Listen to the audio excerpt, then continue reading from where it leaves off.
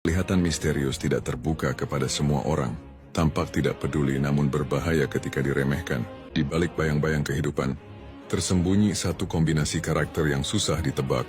Karakter ini tak banyak berbicara, tetapi dinginnya memiliki makna tersendiri. Karakter ini bukan sekadar sikap, tetapi bagian dari bagaimana Sang Pencipta menunjukkan bahwa tidak semua hal harus diumbar.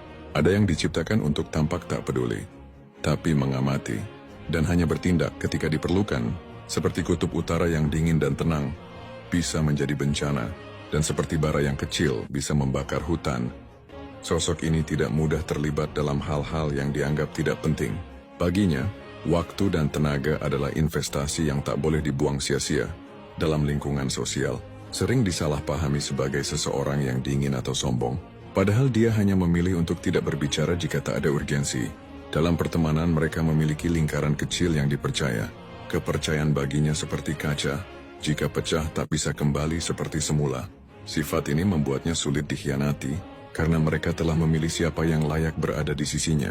Namun jika kepercayaan itu disalahgunakan, yang tersisa hanyalah bayangan dan ketidakpedulian. Dalam percintaan mereka sulit membuka hati, bukan karena takut mencintai, tapi karena memahami bahwa tidak semua orang bisa menangani kedalaman emosinya. Mereka tidak mencari perhatian, tidak haus validasi, dan tidak peduli dengan permainan emosi. Hubungan baginya bukan tentang siapa yang bisa merayu, tetapi siapa yang bisa bertahan di dalam badai. Satu hal yang paling dibenci oleh karakter ini adalah kepalsuan. Baginya, kata-kata tanpa tindakan hanyalah debu yang tertiup angin. Janji manis tanpa bukti adalah lelucon yang tak lucu. Dalam percintaan mereka tidak tahan dengan seseorang yang banyak bicara, tapi sedikit berbuat. Kepura-puraan cinta dalam narasi yang konyol, dan keinginan hanya untuk dimanja tanpa usaha. Karena itu yang akan membuatnya menjauh tanpa kata perpisahan. Mereka lebih memilih kesendirian daripada harus berbagi hidup dengan seseorang yang tak bisa diandalkan.